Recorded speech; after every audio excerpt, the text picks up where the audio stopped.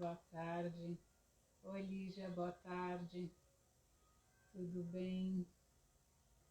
Estamos esperando aqui a professora Juliana. Boa tarde. Olá. Opa. Olá, boa tarde. Ei, nossos...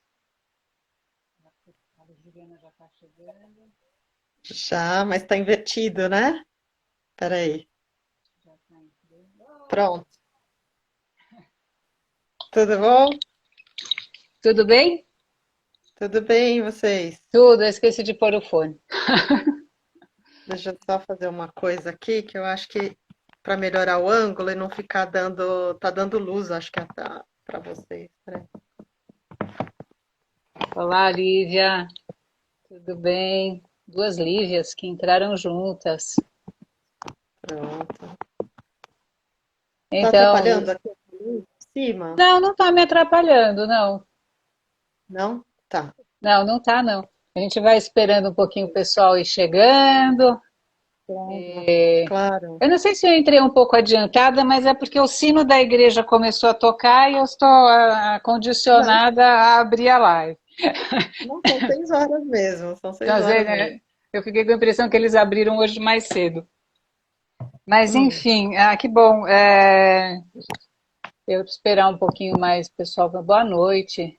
O pessoal está pronto, melhorou. chegando.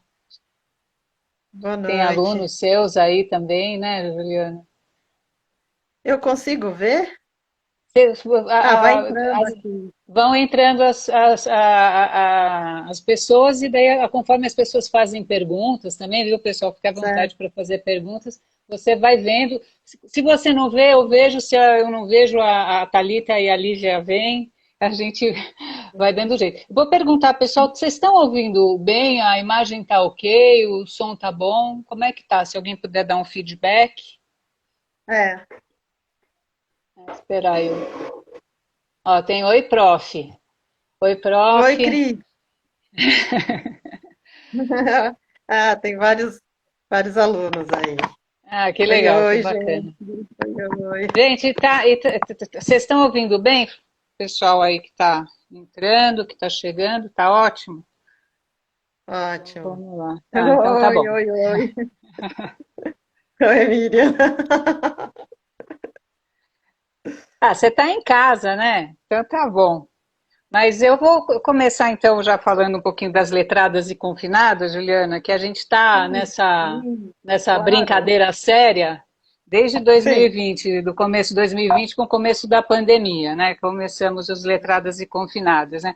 Que são essas conversas sobre literatura e afins, né? Tanto com professores quanto com pesquisadores e estudiosos de letras ou filosofia, e pessoas de áreas afins, né? Uhum. E, então, quem está nos acompanhando pode sempre nos encontrar aqui de 15 em 15 dias, todas sexta-feiras, 18 horas, ou, né, os vídeos ficam albergados no nosso canal no YouTube. Então, para quem quiser rever ou assistir algum que não pôde ver no dia, então lá, Letradas e Confinadas, é o nosso canal no YouTube, vocês podem seguir e vão ter acesso ao vídeo. Então eu estou contente, eu estou aqui com as minhas parceiras, as criadoras também do Letradas e Confinadas, a Lívia Boeloni Gonçalves e a Thalita Moschiuti, né? E a gente está muito feliz de estar no nosso mês grego, né? Que a gente falou sobre romance grego, a gente vai falar sobre poesia, e super contente de ter com a gente a Juliana Ragusa, né? Então acho que muitos de vocês já conhecem, mas para quem não conhece, né? A Juliana Ragusa é professora de língua e literatura grega na FEFELESH, na Faculdade de Filosofia, Letras e Ciências Humanas da USP, e ela tem pesquisado e publicado estudos e traduções sobre a Mélica e os seus poetas, sobretudo a Mélica de Safo. Ela é autora de vários artigos e muitos livros que eu vou citar aqui, né, autora de Fragmentos de uma Deusa, da editora Unicamp, que foi prêmio Jabuti em 2006, é autora de Lira, Mito e Erotismo, da editora Unicamp, também de 2009, de Lira Grega, Antologia de Poesia Arcaica, da editora Edra, de 2013, e de Safo de Lesbos, Hino a Afrodite e outros poemas, que teve uma primeira edição em 2011 e agora sai uma nova edição, né, Juliana? Com coisas novas e com revisão agora em 2021. E também para 2021 tem Elegia Grega Arcaica, uma antologia em parceria com o Rafael Brunhara, é assim que fala? Brunhara. Brunhara. Eu fiquei em dúvida. É o sobrenome. Mas então... Foi aluno nosso de letras e já há alguns anos é professor de grego na Federal do Rio Grande do Sul. Ah, que legal, que legal. Bom, então vocês veem que a gente está super bem acompanhada aqui com a Juliana e eu vou começar essa conversa citando um estudioso que chama Walter Johnson, que a própria Juliana cita eu vou até mostrar, essa é a primeira edição, né, do Safo de Lesbos, né? Mas enfim, eu acho que ele faz uma citação que é muito tocante, que a gente vai entender como é que você está trabalhando com um objeto que é literário e arqueológico ao mesmo tempo, e a angústia de estar trabalhando, e beleza, né, de estar trabalhando com esse objeto. Então diz o Walter Johnson: nós todos, quando lemos a lírica grega, ficamos desapontados em certo sentido. Não porque a poesia não impressione, antes ela é supremamente bela, mas porque existe para nós apenas encacos e farrapos. E quando a comparamos a outros remanescentes da literatura e da cultura gregas, essas ruínas são de machucar o coração. Nenhuma experiência de leitura talvez é mais deprimente, mais frustrante do que a de abrir um volume de fragmentos de Safo e reconhecer ainda uma vez, pois sempre se espera que desta vez seja diferente, que essa poesia está perdida para nós. Então eu queria começar a nossa conversa com você comentando esse trecho aqui marcante. Então, primeiro, quero dar boa noite a todos. Eu vi aqui colegas, enfim, alunos e todos que vieram ouvir um pouco a nossa conversa sobre Safo. Então, obrigada pela presença, mas, sobretudo, obrigada, Cláudia, e demais, né, organizadoras pelo convite para participar e conhecer esse trabalho tão legal que vocês estão desenvolvendo. Então, enfim, que eu vou divulgar, né? Que merece ser divulgado.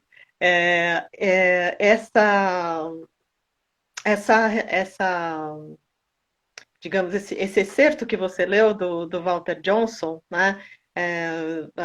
Eu me utilizei dele porque, num certo sentido, né, ele resume um pouco o sentimento, né, a reação a lidar com uma poesia que, de fato, demanda digamos assim, um método de trabalho, uma maneira, né, de abordá-la, quer dizer, traz preocupações, demanda esforços que são diferentes justamente pela condição fragmentária, né? Uhum. Quando pensamos o corpus de Safo, né? Nós temos 200 e poucos, bem pouquinhos, um pouquinho mais só do que 200 fragmentos, dos quais apenas um a gente continua chamando de fragmento, mas sabemos que ele está completo, que é o hino a Afrodite, que está em destaque, inclusive, né, no título da minha antologia da Edra, né, que agora vem lá para maio, já deve sair em formato normal de livro, bilíngue, com vários acréscimos, enfim. Mas tirando esse fragmento, que tem 28 versos, todos os outros são precários, portanto, podem até um ou outro ter uma aparência de completude, mas no mais das vezes nem isso, né? Então, lidamos o tempo todo com lacunas, né? E isso demanda, claro, uma abordagem específica, né? Agora, se de um lado, então, é frustrante, porque, de fato, de repente você tem um buraco no meio de uma bela composição, ou você não tem o começo, você perdeu o começo, você não tem o fim, enfim, então é uma frustração constante, é parte, né, do contato. mas é de uma beleza muito grande. Quer dizer, é um pouco como, acho que a gente comentou um pouco isso, eu brinquei com você, a gente não precisa pôr braços na Vênus de Milo para ficar assim impressionado com a sua Admirá-la. beleza. É, claro. Exato, exato. Quer dizer, então, nesse sentido, digamos que no sentido material, essa poesia tá em grande parte perdida mesmo, né? E Safo ainda tem sorte. Tem outros poetas mélicos, dos quais nós temos 30 fragmentos, assim, bem menos e até assim, no geral, muito mais precários ou muito menores ainda. Então, enfim, a sorte de cada um desses poetas, ela varia muito, né? E não dá para dizer, como às vezes se diz, não, Safo não sobreviveu porque a sua poesia, né, tem o elemento X, Y, Z. Não dá, porque são tantos séculos, são muitos motivos, são muitas as vicissitudes em torno, né, da história de transmissão que vão atravessando, né, a permanência desses textos. E Juliana, Agora, fala ela um também. pouco. Desculpa. Sim, sim, Não, pode só falar. para completar, eu acho que ela Claro. também está, digamos assim, em grande parte perdida, porque é uma poesia oral. É uma poesia que não é poesia, que é canção. Aham. E há toda uma dimensão, que é a dimensão da performance, que é a dimensão da dança, que é a dimensão, né, musical, que nós perdemos. Então, há algo que é absolutamente irrecuperável e que já se perdeu não para nós, mas já tinha, né, se perdido lá na antiguidade, quando essa poesia é editada na Biblioteca de Alexandria. Então, a gente lida com, digamos, várias perdas de várias ordens, né? E é interessante para quem não conhece muito bem, né, entender como é antiga a Safo, porque a Safo é Uhum. anterior aos tragediógrafos, à tragédia Sim, grega, né? A Safo está mais sim. perto do, não tem ainda escrita, né? Você tem justamente tem uma lírica, uma poesia oral, né? Então eu Sim. acho que as pessoas não sabem que é tão antigo assim, né? Safo, eu acho que muito o imaginário nosso ele está muito ligado ao século V, né, a tragédia, a Aham. Atenas clássica, o Partenon, enfim, que são ali os anos de 450, 430, 400, é isso aí. Né? E depois a Atenas dos filósofos, talvez, né? Que é ainda um Hum. pouco para frente. Mas Safo, quer dizer, antes, o período clássico ele é curto, né? Ele vai mais ou menos do final das guerras dos gregos contra os persas, em 480, e acaba em 323 com a morte de Alexandre. Uhum. Ah, Agora, o que há antes do período clássico? Assim, um período muito mais longo, que a gente chama de período arcaico, Uhum. sem nenhuma conotação negativa, porque esse termo tem para nós, às vezes, essa conotação, né, do primitivo. Né? Mas a gente chama arcaico no sentido de arqué, né, que é o do princípio. Por que do princípio? Porque a Grécia histórica, que é a Grécia da polis, da cidade-estado, a Grécia dos Jogos Olímpicos, né, pela primeira vez em 776 a.C., em Olímpia, a Grécia, né, do alfabeto, né, que pelo menos transitando um pouco pela física, pela matemática, a gente, né, cruza com aquelas letras. Quer dizer, essa Grécia é a Grécia arcaica, que é Uhum. mais longa, é um período que vai de aproximadamente 800 a.C., que é quando você começa a encontrar uma série de elementos, né, que vão marcando uma nova configuração anterior à que estava posta, e termina com justamente o fim das guerras pérsicas. Então, é um período que vai de 800 a 580, é um período muito mais longo, de grande enriquecimento, de expansão de comércio e daquelas cidades filhas, né? A gente às vezes fala colonização, é uma colonização diferente, mas assim, aquela expansão dos gregos para o sul da Itália, na Sicília, a costa da Ásia Menor, onde hoje é a Turquia, né? enfim, o norte da África, quer dizer, esse é o período em que a Grécia realmente, né, se fortalece muito do ponto de vista econômico, do ponto de vista,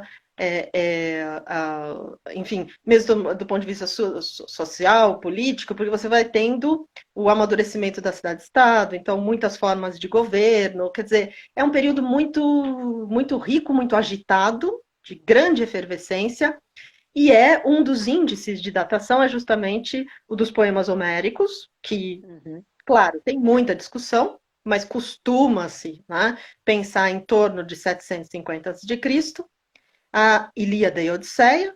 Aí você vai, bom, do que sobrou, a primeira coisa que sobrou para nós de poesia são os poemas de Homero. Depois, o mais antigo é Hesíodo, e que está ali nos 700 a.C., Teogonia, Trabalhos e Dias. E depois você tem, no século VII, nós temos mais poetas elegíacos, poetas jâmbicos, e aí Safo é uma das mais antigas poetas da Mélica grega arcaica. Né? Ela teria nascido em 630 a.C. e teria morrido em 580 a.C. Então, é muito mais antiga. Como é muito mais antiga do que a tragédia, a tradição de um gênero que é justamente um gênero mélico que está dentro da tragédia, que é, de uma certa maneira, incorporado pela tragédia, e a incorporação que a tragédia explicita, ela deixa muito claro os sinais para dizer, olha, eu estou, né, em diálogo com essa tradição, que é a tradição da mélica coral. Eu estou chamando de mélica por quê? Porque esse é o termo mais antigo, e ele vem de melos, que significa canção, e que ficou no nosso vocabulário de música, melodia, né? O melódico, a melodia. Esse é o termo mais antigo, é o termo que vai ser mais usado, né? Os poetas mélicos, né? Ou eles eram chamados de mélicos mesmo, até, claro que essas palavras são gregas, eu só estou aportuguesando, ou de fazedores de canções, melopoios. Né? E é só depois, quer dizer, passa o período clássico, nós temos aí o período helenístico, de 323 a 31 a.C., mais ou menos.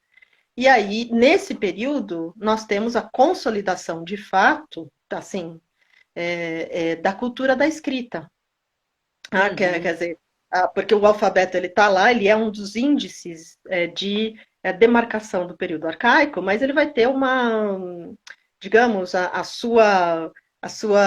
sobreposição, né, do uso da escrita ao uso das práticas orais para a realização cultural, para a produção, né, do imaginário, vai demorar muitos séculos para que isso aconteça.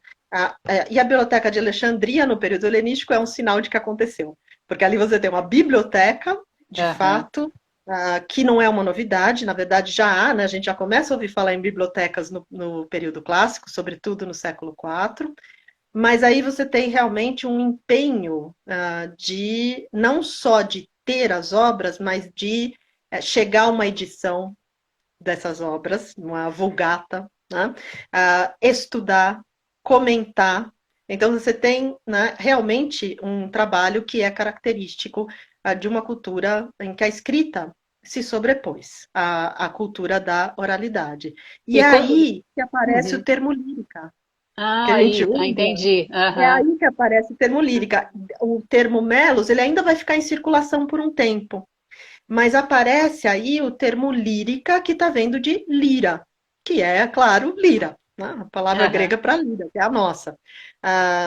Quase como se fosse uma memória do que essa poesia era de fato quando estava viva, quando existiu de verdade. Né? É como se a palavra guardasse a memória do que é a essência, porque o que é a poesia de Safo? É canção para performance, solo ou coral, para um público, numa circunstância, portanto, sempre pública. Quer dizer, essa é um gênero que se define assim, quer dizer, se define pela performance. É o gênero mais performático antes do teatro. Né? Sim, e aí a gente tem, quando ele chega em Alexandria, ele é como diz o Glenn Most num belo texto, ele é despido do melos, ele é despido do chorós, a dança, e ele se torna o que é poesia para nós, palavra em verso. E aí surge esse termo lírica, que lírica, né, para lírica, que vai ficar circulando, concorrendo, até que quem faz a escolha são os latinos, que aí começam a usar, sobretudo, líricos. E esse termo fica, mas nunca confundido com outros gêneros. Apenas poetas como Safo, que eram os mélicos, serão chamados de líricos. Né? Outros poetas serão elegiógrafos, jambógrafos, épicos, são outros gêneros. Olha, é interessante que o termo pode ajudar nós a nos confundirmos, porque é um tipo de evento, né, que não tem nada a ver com o poeta moderno, né, sozinho, exato, no seu gabinete, na sua torre de marfim, né, alguma coisa assim, né?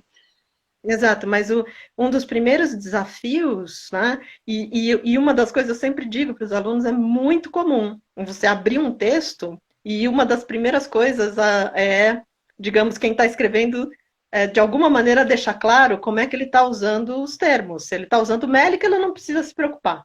Sim. Mas se ele vai resolver usar lírica, que é muito mais usado do que mélica, aí ele tem que dizer a que ele está se referindo. Por quê? Claro. Na mélica, na elegia e no jambo, que são, além da épica, da poesia ínica, da poesia didático-cosmogônica, que são todos gêneros de poesia hexamétrica, né? Eles têm uma tradição de linguagem, de metro, de matéria, que é comum. No período arcaico, os outros grandes gêneros serão elegia, jambo e mélica. Uma das características desses três gêneros, que foi exacerbada na recepção romântica, sobretudo, é a característica de uma frequência muito grande da voz em primeira pessoa do singular. Ok. Por analogia, o que os modernos fizeram? Bom, não é épica, porque a nossa cabeça é a cabeça goetheana, né? A divisão tripartite, né, da literatura. Épica, lírica, drama. Então, o que a recepção moderna fez? Tudo que não é, né, épica e tudo que não é drama é chamado de lírico. E aí você acaba, claro, as palavras, elas não são só palavras, elas têm uma história, elas têm uma carga. E isso acabou sendo levado com muita força, né, para a leitura. Quer dizer, claro, o ideário romântico e a perspectiva romântica teve um impacto muito grande na história dos estudos literários. Né? Entre, digamos, nos estudos clássicos, até os anos 50 e 60, muito forte. Né? Sobretudo, mas mais pronunciadamente ainda, para essa poesia que mais facilmente, até pela sua precariedade, e por uma ainda compreensão não tão, digamos, não tão adensada, não tão precisa do que é uma poesia de performance, do que é uma poesia oral, ela acabou sendo lida, né, como se fosse poesia moderna. Por quê? Poesia do eu. Então, com toda a transferência da ideia da subjetividade, do cri du cœur, né, enfim, que é um problema. Então, digamos, assim, por uma questão, às vezes, econômica, se chama de lírica, nas grades curriculares, nos livros, lírica grega. Mas, na verdade, esse termo é enganoso, porque, rigorosamente, lírica grega seria só a mélica. Mas, no uso moderno, ele é como se fosse um gênero com 3 outros gêneros, a mélica, a elegia e o jambo, como se fossem subgêneros. Quer dizer, não existe isso que a recepção moderna criou, não existe, né, entre os antigos. Por isso que eu tenho preferido usar mélica, sobretudo depois do meu primeiro trabalho, isso me pareceu você vai ganhando consciência, né? Eu espero que a gente vá melhorando com o estudo. A gente está aprendendo aqui. Eu espero. Então, quer dizer, digamos, eu acho que eu fui tomando consciência, foi ficando para mim uma coisa mais importante de marcar a diferenciação. Então, eu evito usar lírica, né? E prefiro usar mélica para criar esse primeiro distanciamento que é importante, porque eu acho que digamos, no nosso senso comum, as ideias românticas, elas são muito fortes, né? Então, Elas moldam... isso que eu ia te perguntar, porque essa distância no tempo e o papel do romantismo aí é muito grande. Então a gente tem talvez uma visão um pouco romântica de quem foi Safo. Então, Sim. quem foi Safo? Uma mulher poeta na Grécia Arcaica, né? Escrevendo poesias eróticas. O que é isso? Como é que isso é possível? Como é que a gente interpreta esse tipo de informação que a gente recebe, ou interpretação, né, que a gente recebe? Como que é isso? Claro que se nós formos buscar Safo, né, quem foi Safo, essa é uma pergunta para a qual a resposta vai ser assim modestíssima, porque essa Grécia de 800 a 400 a.C. Como diz um estudioso, John Harrington, num belíssimo livro chamado Poetry into Drama, é uma cultura da song culture, né? Uma cultura da canção. É uma cultura em que, mesmo que você admita, mesmo que você imagine, pelos poetas que estão mais, sobretudo do final do período arcaico, que já haja, né, uso da escrita, alguma coisa assim, isso não interfere na produção, porque as práticas são orais, né? E a poesia é feita como canto, como objeto de performance. Ora, se nós estamos no mundo da oralidade, quer dizer, o que nós podemos saber dessas figuras? Nós não sabemos praticamente nada, e os antigos também não. Né? E aí tem um movimento engraçado. O que se faz? Né? Tanto os antigos quanto os modernos fazem a mesma coisa. Sobretudo se os modernos estão digamos assim, olham para essa poesia com esses olhos românticos. Vão fazer a mesma coisa, que é ler a primeira pessoa do singular da poesia como a voz do sujeito empírico, do sujeito histórico, do sujeito biográfico. Os românticos fazem isso por razões, né, ligadas ao modo como os românticos pensam, né, o fenômeno da literatura. Os antigos faziam a mesma coisa, mas por outras razões. Sobretudo, por uma necessidade de conhecer e de construir essas figuras que eram muito admiradas. Nesse mundo da oralidade, o poeta é uma figura de autoridade, o poeta é uma figura de grande peso na comunidade. Quer dizer, e a admiração aos poetas, ela é atestada pela prática, por exemplo, da construção de monumentos de homenagem, né, para esses poetas, e assim por diante. Quer dizer, então, a admiração leva a gente tem horror do vácuo, leva a essa necessidade de dar uma materialidade, né? Digamos assim, de fazer do que é, na verdade, o pó, né? É só o que a gente tem, né? As cinzas dessas vidas, né? Soprar isso, né? Hidratar e dar carne, e dar ossos e dar músculos, né? E fazer com que essas figuras ganhem vida. Então, a gente diz, inclusive porque a biografia no mundo antigo, ela não é feita do ponto de vista de uma preocupação factual ou histórica como nós entenderíamos. Mas ela é um gênero de discurso preocupado com a verossimilhança. Né? Então, nesse sentido, né, a gente fala, muitas vezes a gente diz a tradição anedótica, o anedotário sobre Safo, a tradição, né, biografizante ou ficcionalizante, que é isso que nós temos na antiguidade e, no fundo, também na recepção. Né? Porque não é só o olhar romântico, mas os tempos, cada tempo, digamos assim, que recebeu o Safo, criou a sua Safo. Né? Esse helenista, o Glenn Most, que eu comentei, ele fez uma espécie de síntese das várias imagens de Safo ao longo das recepções. E ele falou, bom, eu já perdi a conta de quantas vidas Safo teria que ter tido para ter sido tudo isso que foi criado ao longo dos tempos, né? Então, quer dizer, então quer dizer, é sempre um problema, né? A gente, como isso está muito no nosso senso comum, então, quer dizer, é sempre aquele esforço que eu acho que é um dos grandes desafios e muito produtivos dos estudos clássicos, que é esse desafio de você tomar consciência de tudo que está introjetado e de tudo que é parte do nosso mundo e está introjetado e a gente às vezes nem percebe, para poder, digamos, tomar uma certa distância disso para olhar para um mundo em que tudo funciona de uma maneira diferente, né? Em que a própria natureza da poesia é outra, né? É muito distinta, né? E o modo como a poesia existe. Então, eu acho esse movimento, né, que é um dos grandes, é uma das grandes delícias, eu acho, dos estudos clássicos, né?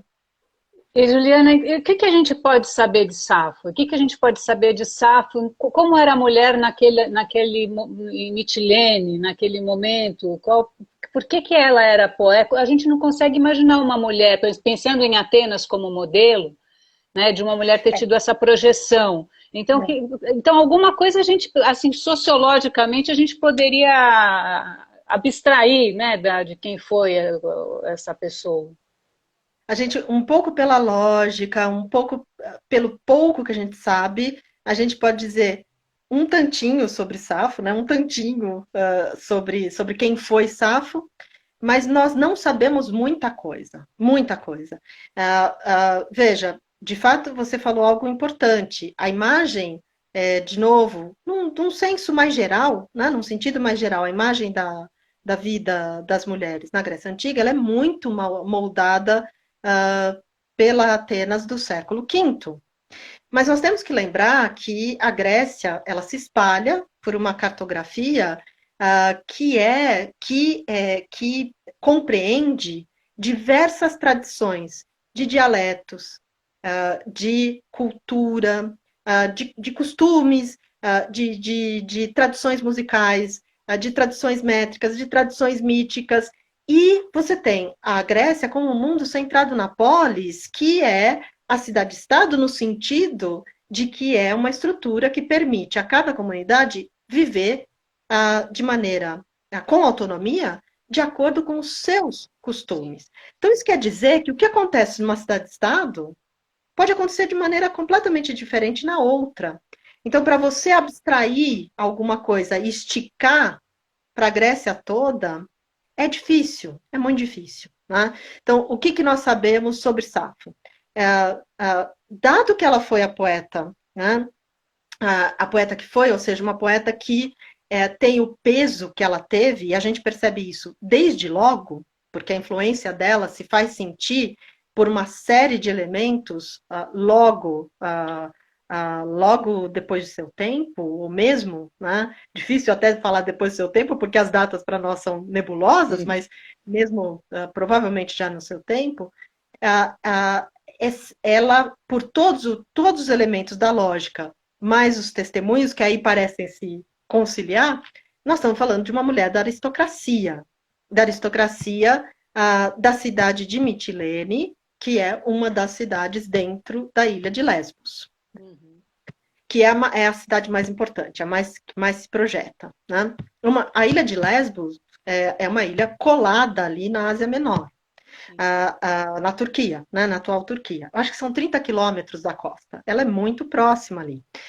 Por que isso é importante? É uma ilha que tem de característica uma relação contínua e muito forte com reinos da Ásia Menor. Sobretudo o reino da Lídia, né, que era a Ásia Menor, que é aquele enorme território da Turquia de hoje, era cheio de reinos antigos. Né? E a Lídia era um reino muito, proverbialmente rico, inclusive. Né? Muito, muito rico. Um dos centros do comércio de luxo. E nós vemos esse mundo do luxo, esse mundo orientalizante, ele é muito marcado em Safo. Né? para você também ter uma ideia, é em Safo que nós encontramos a primeiro testemunho da prática de queimar, da prática cultual de queimar incenso aos deuses. Olha, Incenso que é uma forma de sacrifício sem sangue, né, não sim, que cruento. interessante isso. Incenso que era chamado que é chamado de libanotos, né? Que vem do Líbano, vinha justamente da região onde é o Aham, Líbano hoje, a resina do cedro, né? uhum. Da árvore que ali estava. Então, quer dizer, é a primeiro testemunho dessa prática está no fragmento 2 de Safo, que é uma ode linda, a ode do Óstraco, da qual a gente tinha, até 1937, a gente só tinha 4 versos, e aí uma Medea Norsa, uma helenista italiana, achou um caco de vaso de cerâmica, que o óstraco é isso, né? É de onde Aham. veio a nossa palavra ostracismo, né? Porque votavam com cacos de cerâmica, né? Eram usados na votação.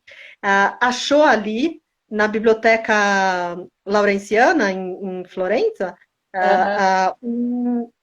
um caco que tinha aquela estrofe e 3 estrofes antes. Uau! Então, assim, a gente, né, cresceu. Essa ode começa chamando Afrodite para um lugar sagrado, um templo, e fala da queima de incenso. É lindo o fragmento, né? E aí fala da queima de incensos. Então, esse é um elemento desse orientalizante. Por que que isso é importante? Quer dizer, porque, claro, se a Grécia está se expandindo, se o comércio se intensifica no período arcaico, eu sempre digo, com os produtos, não é uma troca comercial só, é uma troca cultural. Então, de fato, tem um fluxo, né, da influência oriental muito forte no mundo grego. Também em Safo, pela primeira vez, nós ouvimos o nome de Adonis, o belo, né, Uhum. jovem, que vai ser uma grande paixão de Afrodite. Né? Num belíssima canção também, ela canta, né, que o John Harrington vai dizer, na verdade, uma canção proto-dramática. Ela anuncia a tragédia, né? O que nós vamos ver na tragédia, porque é Aham. Afrodite em cena recebendo a notícia da morte de Adonis, e aí o coro pergunta o que fazemos, né? E aí ela Uau. responde. Aham. Então, quer dizer, então veja, essa é um mundo da aristocracia, que, portanto, tem acesso a esse comércio de luxo, porque tem, né, meios de adquiri-lo. Esse mundo do Oriente, os elementos desse mundo de luxo estão muito marcados em Safo. É uma época extremamente conturbada em Mitilene, porque quanto mais a sociedade se torna complexa, mais complexa a vida política, mais vozes querem participar da vida política, e isso vai Uhum. criar uma série de conflitos, sobretudo entre as famílias aristocráticas. Nós falamos até em facções aristocráticas ali. Nossa. Dizem, a gente não tem nada que sustente isso, mas os testemunhos falam, inclusive, de exílio de Safo. E tem um fragmento dela que talvez indique uma temporada em exílio. Né? O que significa que a sua família teria se envolvido nesses combates, né? Nessas lutas Uhum. políticas. Na mesma época de Safo, nós temos um grande poeta, que vai ser muito influente entre os latinos, inclusive Alceu, Mélico também, que está na imagem, né, do evento. Os dois, a gente não sabe se eles se conheceram, se eles tiveram contato, mas por Aham. admiração, sempre os dois eram colocados na iconografia juntos. Né? Juntos. E Aham. Alceu, como todo poeta, homem, era um poeta, mas era um guerreiro também, e, claro, um sujeito da vida política. Então, a poesia dele tem todo um grupo ali que era chamado de staciotica, as canções sediciosas, né? As canções, assim, bélicas mesmo, Uhum. que tem a ver com essa vida conturbada em Mitilene. Nós também temos, quer dizer, aí, isso nós podemos dizer com certeza. A época da sua vida é razoavelmente segura. Mais do que isso, já vira um problema. Por quê? Porque Mitilene, esta Mitilene desta época, para nós, não é muito conhecida. A gente não sabe muito a respeito, né, da cidade. E, assim, sobre a vida das mulheres ali, menos ainda. Alguma coisa vão dizer testemunhos tardios, muitos séculos posteriores. Então, também nós não sabemos o quanto esses testemunhos de fato estão trazendo informações que correspondem, né, ao que acontecia naquele momento. Então, E, assim, o que a gente tem no testemunho, por exemplo? Que ela era casada. Sabe quantos nomes tem para o seu marido? 9. Você percorre os testemunhos antigos, tem 9 nomes para os seus maridos. Quer dizer, há uma filha, a poesia, a própria poesia de Safo, as canções falam de uma filha. E há um eu, há uma persona, que é a persona dramática da poeta, que fala desta filha, Clay. Né? O nome dela seria Clay. Esta persona fala algo sobre a vida da mãe, da sua mãe, portanto, da avó de Clays, e de como ela se relaciona com esse passado da vida feminina e com o presente da vida feminina de Clays. Então, tem uma coisa de gerações ali, que é interessante. Mas nós sabemos, a última coisa que nós podemos dizer é que, se você percorre a poesia de Safo e todos os testemunhos, o eu que está ali, que essa é uma diferença, que se você não olha com atenção, você não avalia a importância dela, se é uma poesia de performance, é uma poesia que está sempre falando com a audiência. O performer, que é sempre uma máscara, está falando com a audiência. A poesia, esses gêneros, elegia, jambo, mélica, a primeira pessoa do singular é, sim, extremamente frequente. Não é a única voz, mas é extremamente frequente. Agora, ela fala sempre a alguém. Se nós não vemos com quem ela está falando, é porque não sobrou texto para a gente ver. Não sobrou verso para conseguirmos ver. Mas é uma voz sempre em diálogo. Portanto, nunca é um eu falando para ninguém, falando sozinho. Né? O eu narcisista, né? o eu fechado em si. Não, é sempre um eu em diálogo com alguém. E nesse sentido, o que nós vemos? Que esse eu de Safo se constrói como um eu de uma mulher adulta, e está sempre, e o que povoa a sua poesia são as meninas. As meninas que nós chamamos de partenoi, o plural de partenos, né? Que é o quê? É aquela menina que já não é infante e não é mulher adulta. O que é mulher adulta no mundo grego? É a mulher que, tendo entrado no mundo do sexo, se o fez de maneira institucional, vai ser a esposa, a mãe. Essa Partenos, portanto, ela é a moça não casada. Isso quer dizer a moça que não entrou ainda no mundo do sexo, mas que está pronta para fazê-lo, porque ela já teve a menarca. Ela já está pronta para esse mundo, para a procriação. Apenas ainda ela vai se preparar para esse mundo. Quer dizer, então, quando a gente fala moça virgem, às vezes traduz a moça virgem, mas não tem nenhuma conotação do que essa palavra, claro, traz no registro judaico-cristão. Né? É simplesmente, essas meninas, elas estão numa fase transitória, portanto. Então, nesse sentido, quer dizer, qual seria a relação de Safo com essas meninas? Isso foi motivo de, assim, grandes debates, grandes ficcionalizações ao longo dos tempos.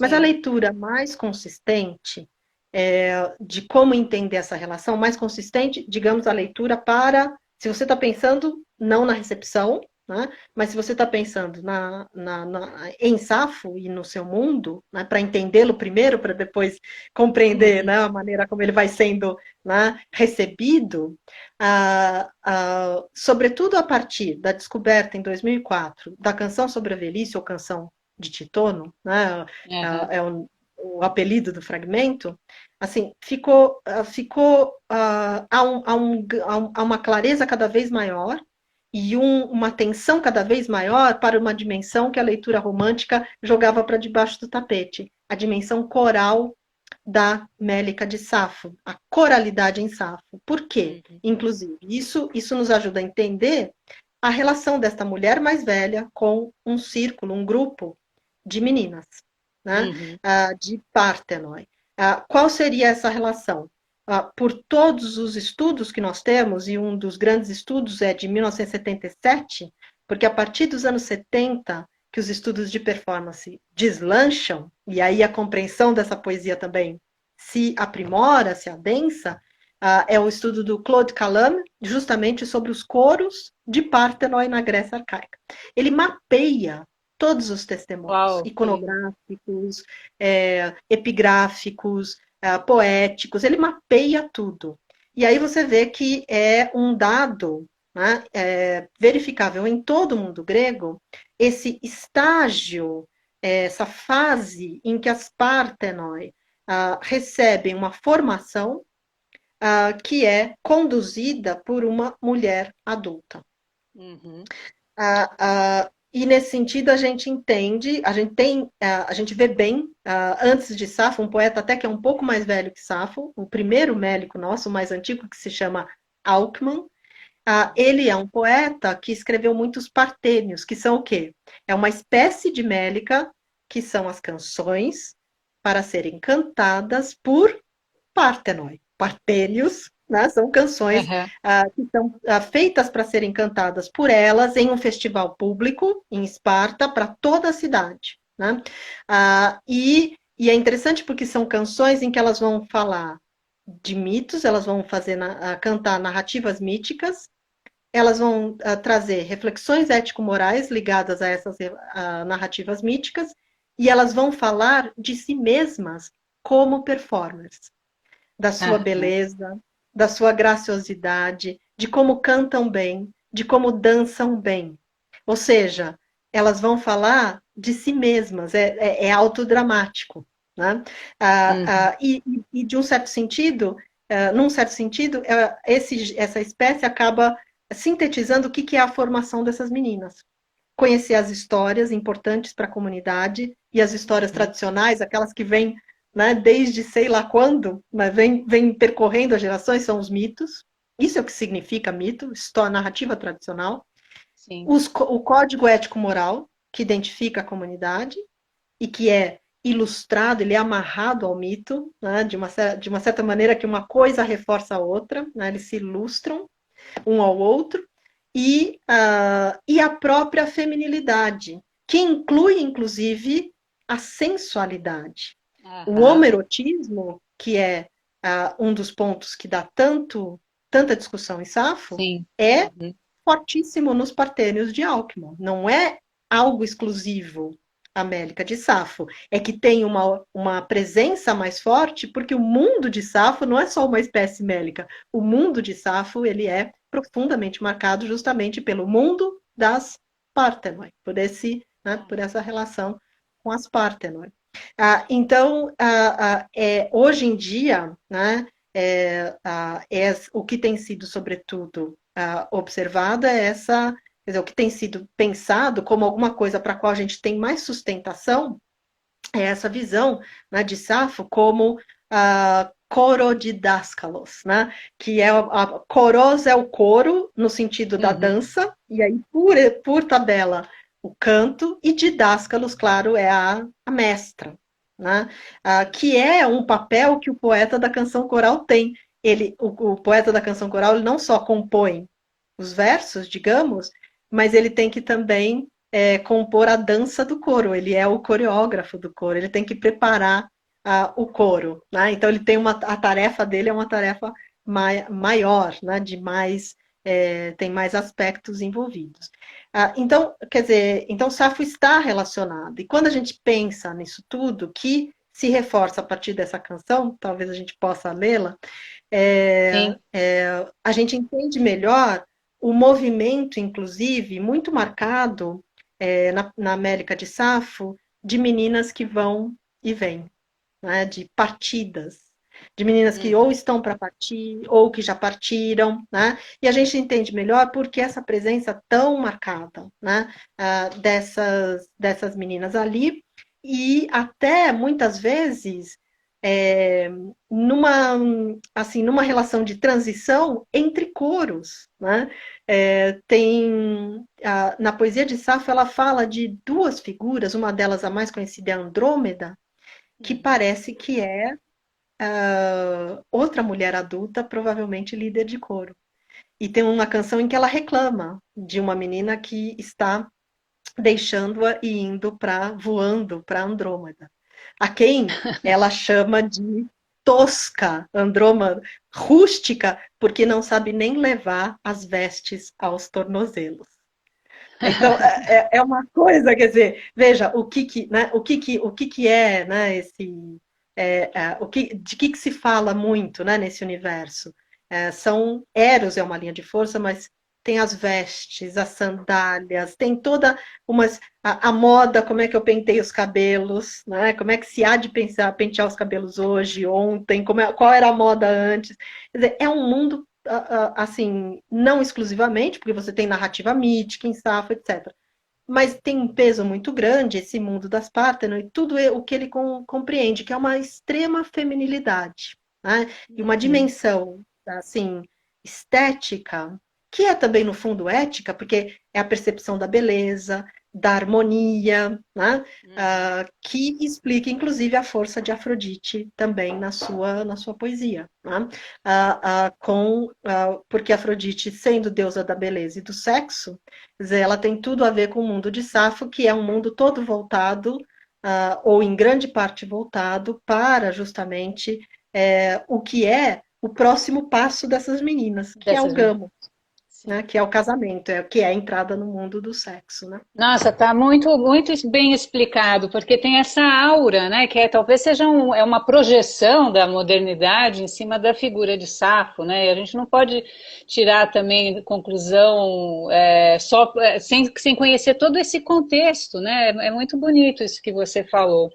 E eu até fiquei pensando assim, que a gente podia ler você podia ler a sua tradução, né, do hino de Afrodite ou de algum outro fragmento que você acha interessante para as pessoas entenderem, inclusive, essa dimensão do diálogo, né? Eu acho que também fica claro. Sim. Eu vou ler então vou torcer um pouquinho aqui, porque aí eu olho o computador. Se eu ficar de lado, tudo bem, né? Se eu ficar um pouquinho de lado aqui. Então, eu vou ler essa canção que foi descoberta, né, em 2004, que foi tão importante para repensar a coralidade, né, que nos obriga a ver o eu como performer. Por isso que tudo que era coral em Safo, né, a leitura romântica deixava assim, empurrava para debaixo do tapete, porque aí não cabia no esquema. Né? Deixa eu só pôr aqui na página.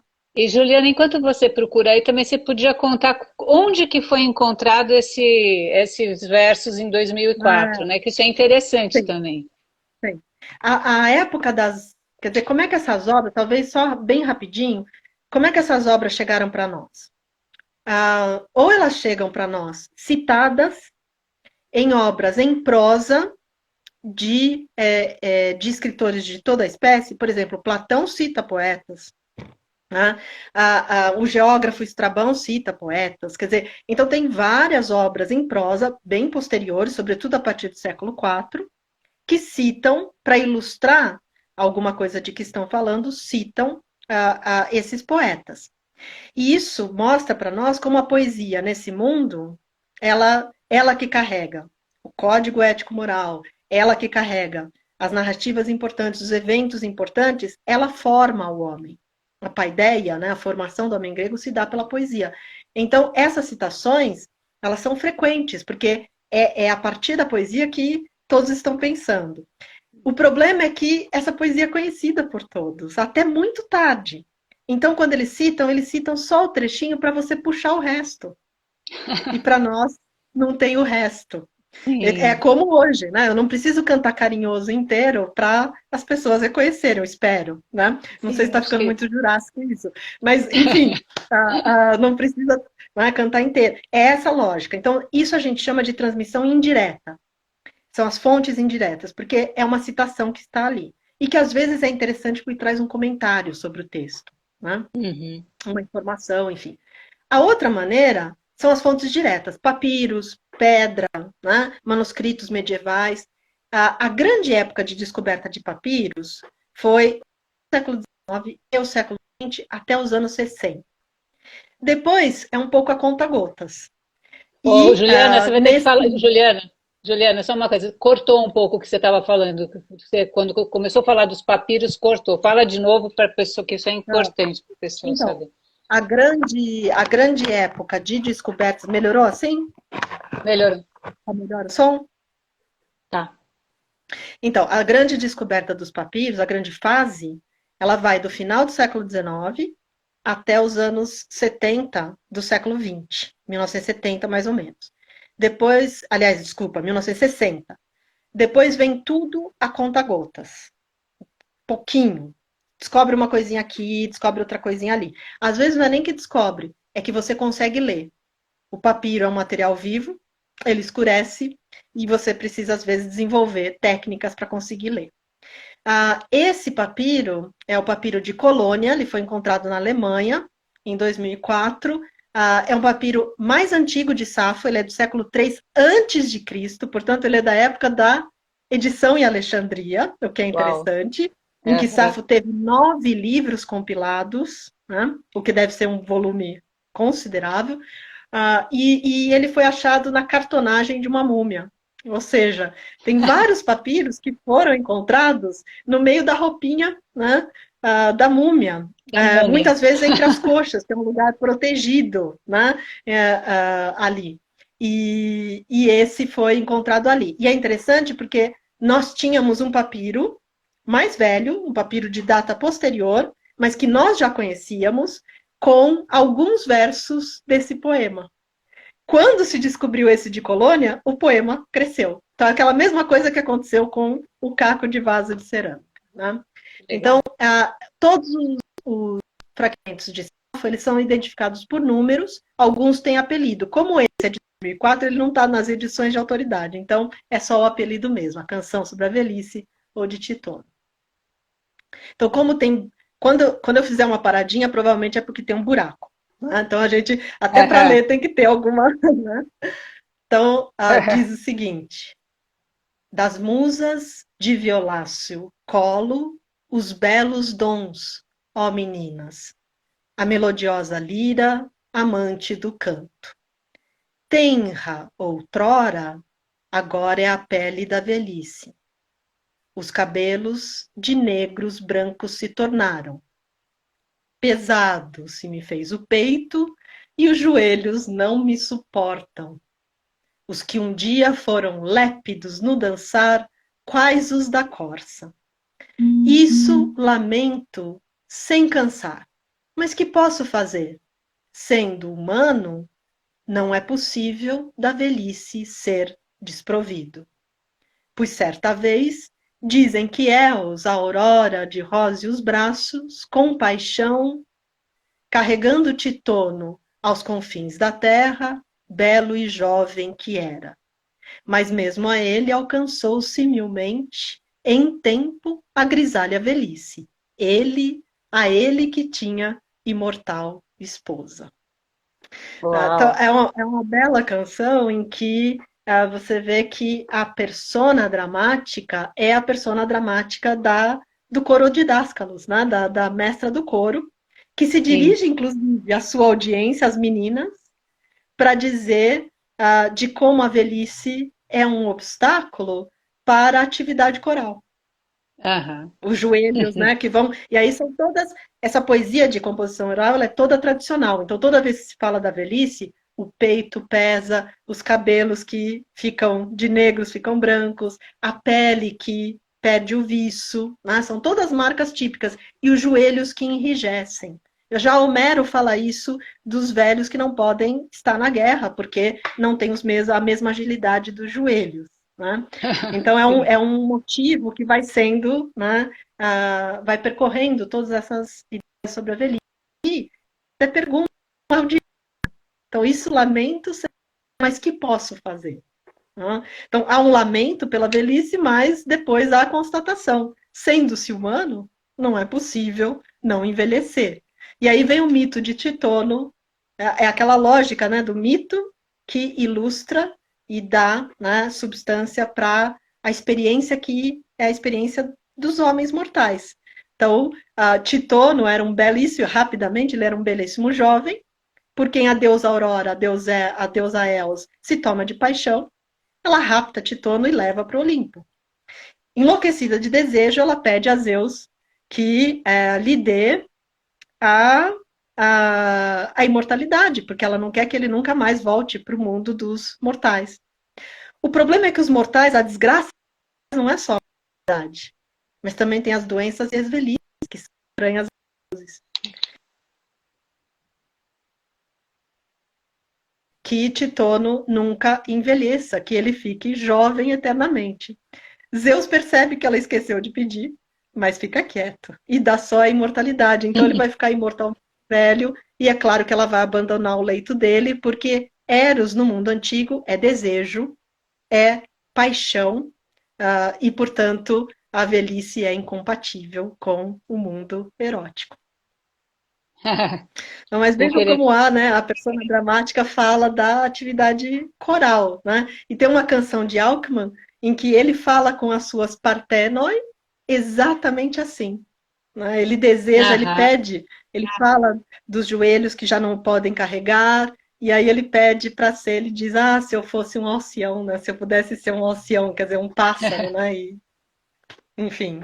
Então, Juliana, estão várias pessoas pedindo aqui para você ler alguma coisa em grego.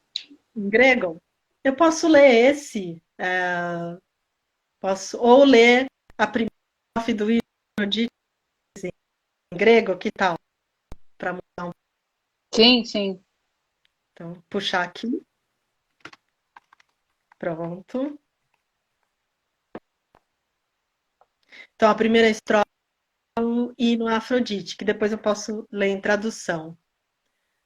Poichi l'otronata nata Afrodita, pai de os doloploqueli somaise, mema saisi, memoniaisi, damna, potniatimon.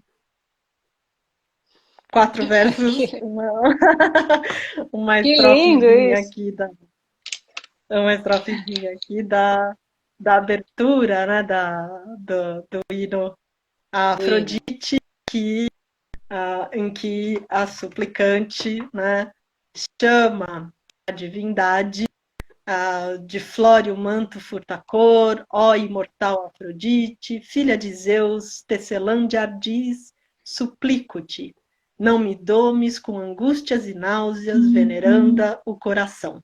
Né? E aí vai o resto da canção. Você não quer ler o resto da canção pra gente, Juliana? Eu pedi muito. Então, vamos lá.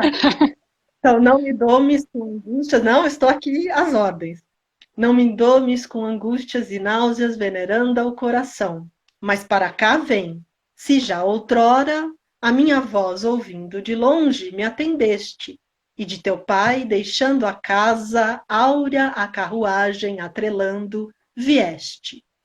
E belos te conduziram velozes pardais em torno da terra negra, rápidas asas turbilhonando, céu abaixo e pelo meio do éter. De pronto chegaram, e tu, ó venturosa, sorrindo em tua face imortal, indagaste por que de novo sofro e por que de novo te invoco, e o que mais quero que me aconteça em meu desvairado coração. Quem de novo devo persuadir ao teu amor? Quem, ó Safo, te maltrata? Pois se ela foge, logo perseguirá. E se presentes não aceita, em troca os dará. E se não ama, logo amará, mesmo que não queira. Vem até mim também agora, e liberta-me dos duros pesares. E tudo que cumprir meu coração deseja, cumpre, e tu mesma sê minha aliada de lutas. Pronto. Esse é um dos raríssimos casos de poemas citados por inteiro num tratado de retórica de Dionísio de Alicarnasso, do século I antes de Cristo. Era um professor, era um retor, né? Um mestre de retórica, e ele cita porque ele acha que exemplifica a perfeição o que ele chama de discurso polido. Nós Aham. tivemos certeza de que essa canção está inteira, embora nós tenhamos um problema, justamente quando a Afrodite fala, né? Vocês viram que há um momento em que ela própria fala, há um problema ali com uma palavra que não se lê bem no manuscrito, mas a gente teve certeza porque descobriu-se um papiro que tem, né, é uma espécie, se você pegar as primeiras palavras de cada verso, tem algumas letras das primeiras palavras de cada verso como se fosse uma tirinha cortada ali, né, como se Aham. tivesse cortado em tirinhas. Mas nós temos, nesses papiros, nós vemos a, a letra alfa maiúscula, que indica que é o livro 1 de Safo e Alexandria, porque é a primeira letra do alfabeto, e nós Uau. temos a Coronis, que é uma marca, são vários S's, quase uma cobrinha, né, marcando que o último verso que nós temos, nós já conhecíamos, é de fato o último verso da canção. Então, com isso, nós sabemos que o primeiro livro de Safo, em Alexandria, organizado como os demais por critério métrico, a estrofe sáfica, ele era aberto por essa canção. Né? Uau, Então, que legal, que lindo. é, É. é. Nossa, e quando você leu, né, ficou claro essa, né, essa O diálogo, não, o diálogo com certeza, mas também quando você leu em grego, fica claro a sim, melodia que a acompanha, né? melodia. É, é muito difícil. Há colegas, inclusive, o Leonardo Antunes, o próprio Guilherme Gontijo, que tentam trabalhar com a recuperação, digamos assim, realmente musical, né? Eu não tenho essa habilidade, mas eu acho, mas nós temos como resgatar algo do ritmo pela métrica. Por Uhum. quê? Porque a métrica grega ela é quantitativa. Então, nós só temos dois tipos de sílabas. Ou elas são longas, dois tempos de pronúncia, ou breves. Então, ou é pá, ou é pá. Uhum. E isso é combinado assim numa progressão geométrica, digamos, né? São 1000 combinações. É muito. A Safo, sua obra foi organizada em 9 livros por critério métrico, é uma riqueza métrica impressionante. Uau. O que quer dizer riqueza musical, riqueza rítmica. Né? Uhum. Então, isso nós conseguimos, pela métrica, recuperar alguma sonoridade. Quem tem mais habilidade do que eu, e alguns alunos às vezes têm, conseguem fazer uma coisa que eu não consigo, que é combinar o ritmo do metro ao que os acentos, que você olha o grego, você fala, tem acento agudo, tem crase, tem tio, mas isso Uhum. não é acento. Na verdade, isso para a performance, é o que você tem que fazer com a voz, acentuar a voz, elevar a voz, ou a única coisa que eu consigo fazer é o sobe e desce da voz. É aquele Timon, por exemplo. Né? Então, a gente consegue ter uma noção de ritmo. Então, vocês ouviram o ritmo né, do hino Afrodite? Se eu fosse cantar o comecinho, né, os versos mais legíveis da canção para Titono, já seria outra coisa. 2 versinhos só para vocês verem. Barus demotimos de poetai gonadu feroisi ta de potalai psereon orquestisane brioisi. É outro ritmo. Sim, sim. Tem um de um poeta chamado Anacreon, que é muito influenciado por Safo, que é impressionante, assim. Você fica com a canção depois, você faz e fica na cabeça depois de tão Uau, melódico. que lindo isso. Juliana, a gente já está meio indo se encaminhando para o final, mas eu gostaria que você Sim. lesse mais um trechinho, um fragmento que é aquele da Lua, que é tão bonito aquilo Ah, que a gente sim. comentou, né, quando conversamos. Eu imaginei, eu já deixei até aqui separado o fragmento 34, né? 34. A Safo tem belíssimas, belíssimas composições em que você vê imagens da natureza. E um dos fragmentos em que só temos esses versos, que é belíssimo, é justamente o 34, que diz o seguinte: e as estrelas, em volta da bela lua, de novo ocultam sua luzidia forma, quando plena, ao máximo, ilumina a terra, argêntea. É muito bonito. Tem um outro que também bem curtinho, que ela está falando da beleza de uma jovem que já não está em Lesbos, né, que já Uhum. partiu. E para descrever a beleza dessa jovem, ela diz o seguinte: a, é o fragmento 96. Mas agora ela se sobressai entre lídias mulheres, como depois do sol posto, a de rosa lua supera todas as estrelas, e sua luz se esparrama por sobre o salso mar e igualmente sobre multifloridos campos. E o orvalho é vertido em beleza, e brotam as rosas, e o macio cerefólio, e o trevo-mel em flor. Nossa, É que lindo, lindo. né? É muito lindo. Nossa, maravilhoso. Que coisa, né? Isso realmente a gente fica encantado e também lamenta de não ter sobrado mais versos, né, Exato. para a gente. Mas, nossa, muito lindo. Juliana, mas foi assim, tipo, a nossa conversa foi uma aula maravilhosa. Acho que as pessoas todas estão aqui nos comentários, estão encantadas, assim, então, algumas com saudades, outras encantadas porque não te conheciam. Foi muito, foi muito legal mesmo essa conversa, né? É porque a gente é uma dimensão da literatura que às vezes a gente não tem noção da riqueza e da dificuldade de se chegar a esses estudos, né? Assim, se entender Uhum, esses uhum, objetos, né? Então, uhum, nossa, uhum. eu fico muito contente que você veio visitar a gente e adorei o papo, adorei te conhecer.